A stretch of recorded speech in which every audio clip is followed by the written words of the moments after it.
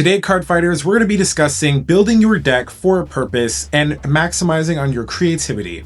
Now, creativity is a tricky thing in all card games. A lot of the times when decks get figured out and people start building consistent decks that are winning or topping in the best decks, creativity begins to die down. Usually you come up with a couple of techs and like different variations, maybe a couple of ratio changes here and there, but in terms of actual creativity and building your deck for a purpose to do something different than the norm, not so much. With lower tier decks, however, I feel as though they get the freedom to do this because a lot of the time with the lower tier decks or rogue decks, there's not as much exploration because people will come up with a build or two, try it out for a little bit, and most people just don't have the time to commit to finding out what the best variation of a deck is when we already have so many lists coming out of the deck overseas and how it's performing, and people just go by that and then make an alteration here or there. Today, to emphasize my point on being creative as well as understanding why it's very important to build your deck with a purpose when you're deck building, I've taken one deck here, which is going to be Spino Marquee, and I've converted it to 3 different decks. They're going to follow the simple rules of deck building, which is going to follow deck's playstyles of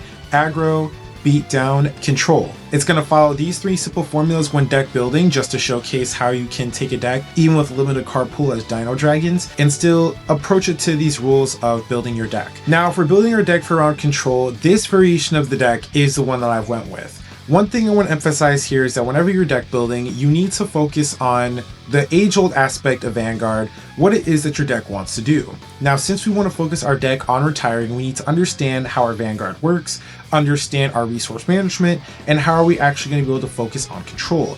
Now, for Spino Marquee, this is a deck that uses Counterblast to achieve its multi-attack, get its draw, as well as power to Vanguard. Our ride line, we have multiple options to choose from, but we want the best ride line to make sure that we find our pieces that are going to help us get our control pieces or resource management pieces. That's why for this deck, the Vigria ride line was best to represent that, and it's going to be the main one for all 3. Now, because we are a control aspect, there are certain pieces that we'll have to sacrifice compared to our beatdown as well as our aggro variation of the deck because we're focusing on control. Now, control, just as a reminder, means that you are using card and effects to control what it is that your opponent is going to do on their board, or in this case, retire, lock, bind, things of that nature. Now, in Spino Marquee's case, this deck is special because you are locked into playing Dino Dragons to get your maximum value out of your Vanguard. Since we're locked into Dino Dragons, we need Dino Dragons that have control effects, but also give us power and some other form of benefit to our playstyle to make sure that we're fully maximizing what our deck can do. Now, because Spino Marquee has the ability to retire one of its own rear guards as cost and retire your opponent's rear guards, we have to put that into consideration for our deck building for our core pieces. The grade 1 Geese 4 as well as Aerifis both take advantage of this, as since we're needing one grade 1 to get the restand value as well as power to our rear guards, Geese 4 becomes a fantastic unit to boost and restand with. Aerifis is a Dino Dragon that's searchable that gains power for every grade 1 that you have, making it a good staple card to attack with or a good supporting card to have in your back row, and also since it's a grade 1, it's something we can call an early game to start attacking with. For the actual control aspect of the deck itself, Brachio Force as well as the grade 2 Subterra all help support this style of play. Brachio Force is an early game card with the ability to on hit retire one of our opponent's rear guards and draw a card. This happens anytime we hit something, so therefore if we hit another rear guard, we can knock out 2 units in our front row. And then thanks to our Spino Marquee's ability, we'll be able to knock out the unit in the back row by retiring one of our rear guards, taking care of the entire column. Subterra plays into this because of its CB ability. You're able to retire a grade 2 or greater unit while also acquiring power. Combine that with cards like Geese 4 or Aerifis or any other grade 1 support cards, you have a 20k attacker or 23k or higher attacker that is able to get to a really good number as well as take out more of your opponent's rear guards. So we have 12 cards in our deck, our Vanguard and our other 2 support cards, Subterra and Brachio Force, that emphasize the style of control while also keeping the core aspect of the deck intact.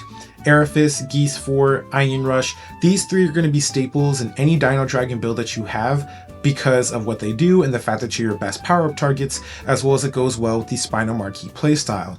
Everything else should focus on resource management. And since we're using Soul for 2 of our cards, Shenri is our best resource management piece. This card moves itself into the Soul, it's a grade 1 unit so we can use in the early game, works well with Aerifis, gets power, and also lets us draw a card. We have resource management, we understand what our deck wants to do and play the best cards to support this strategy, and then we also have a winning image. We are a control deck that is going to use our rear guard effects to control our opponent's board to slowly beat them down with our high attack power columns against our enemy. We have early game cards like Shenri, Aerithis, Brachioforce to help protect us in that way. And then our trigger lineup is the standard: draws, crits, and then the Dragon Empire OT, because for Spino Marquis, since our Vanguard's effect is not once per turn on attack, if we restand it, we can do another wave of attack on top of the Vanguard attack with the power and the extra drives. Now that I've showcased the control build, I want you guys to see how moving forward with the other two decks, it's going to differ a little bit, but those little differences is what makes deck building incredibly valuable and an important skill to understand if you want to become the best Vanguard player you can be. Now for our second Spino Marquis build, this deck is going to be our beatdown deck. Now we're going to be focusing on using Dino Dragons and rear guards with the effects to get the maximum level of power that they can and focus on swinging on our opponents with as strongest cards that we can. Our Dino Dragon card pool is very similar to our prior build because we've already established our core cards. Aerithis, Geese4, and Einin Rush are going to be in all of our Dino Dragon decks. They're your best cards for power, support, as well as some form of card advantage. However, if you're looking at this build already, you can see some of the core differences. In this build, because we're a beatdown deck, we want to maximize increasing our attack power as much as we can, we have replaced our Soup Terra with our Spino Marquis Grade 2. We've given up the early game control of Brachioforce and card advantage for more power with Spino Assaulter, and then for other Grade 1 slot, we are focusing on more power as well as more early game rush with the Grade 1 Spino Dragon. These 3 units compared to our 3 units in our control deck focus more on power while also giving us the resource needed to make sure we can play our deck at full power. As you can see, because Aerithis in this deck probably will be a more important Grade 1 thanks to its Grade 1 rush abilities for playing beatdown, we'll have more Grade 1s that we can call in the early game that we don't have to worry about upsetting our offense. These cards also apply power to other units consistently and is also a target for our Spino Marquis effect. Naima in our prior build as well as Shenri are not Dino Dragons, so you can't retire them, but Shenri takes herself off of the board where Naima doesn't. This card, however, is a Dino Dragon that you can superior call from your Vanguard's ability for additional compression, but also puts itself into the soul and gives you power to one of your rear guards. That's why compared to Naima we got rid of it, because we'll be able to take advantage of this card at any time period and apply additional power to our rear guards. Spino Assaulter as well as the Spino Marquis Grade 2, I don't entirely remember the name of the card, both have effects that give themselves 10k power.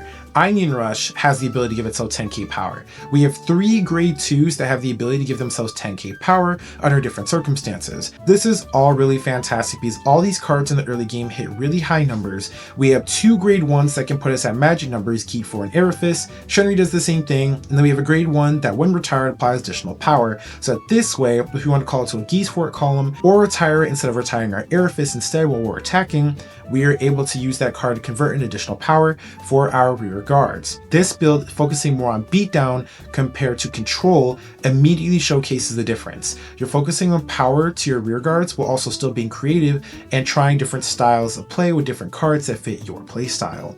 I could also add that you can put in front triggers if you want to focus more on the beatdown playstyle, because our rear guards already get 10k power and the additional 10k buff will make them even scarier. Now that you've seen both control and beatdown, did you see the key differences between the two decks and how building our deck for different purposes changed it even with a limited card pool? Our beatdown deck focused on using units to rush within the early game, while also having cards that gain high levels of power in the mid to later game once you enter Grade 3 to start taking advantage of what your Spino Marquis can do. This variation of the deck is going to focus on aggro now. So control focused on retiring and controlling the board, beatdown focuses on getting the highest level of power that you can with your units, and aggro is going to focus on being as consistently aggressive with this deck as possible.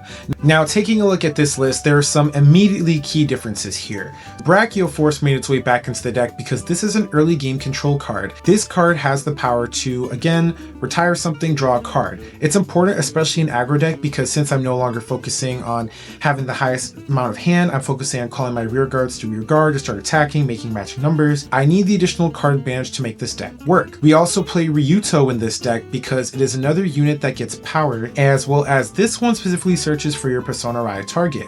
We want to finish the game on our first Persona Rai turn, or as much as possible on our first Grade 3 turn, and then we're still playing our core staple cards, Einin Rush, Aerithis, and Geese4, because we've already established that these cards best suit our playstyle in all 3 decks. But another unit that was not showcased in the prior two builds that actually helps with our aggro is going to be Turbo Barrage. Now, Turbo Barrage has the ability of getting 5k power and then retiring itself at the end of that battle, and you draw a card, and we also play front triggers. Front triggers are going to apply additional power to our early game front row to help make those numbers even better. Well, also Turbo Barrage is going to be a consistency card that we get access to with additional 5k power as soon as possible. Aerifice, we play a lot of grade 1s, take advantage of that in the early game. Turbo Barrage is access on our first turn, as well as our core cards, which we already have established. This deck has the best early game aggro compared to the other two because there's no restrictions on our effects to get the maximum amount of power that we can in the early game. I took one simple Vanguard and made 3 different variations of deck with it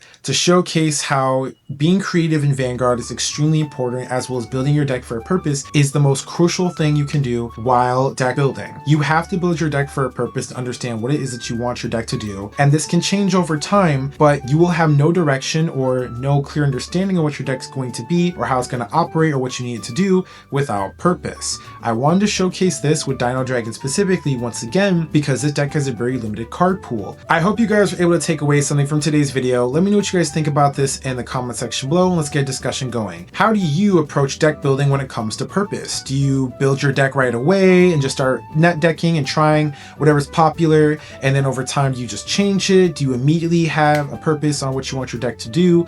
Do you just build your deck around your style of play, whether you like control, aggro, or beatdown? All of these aspects you should focus on in deck building, but let me know what you guys think in the comment section below on what's the most important to you. With that being said, I'm your host Prime Vanguard, and I'll catch you later. Peace.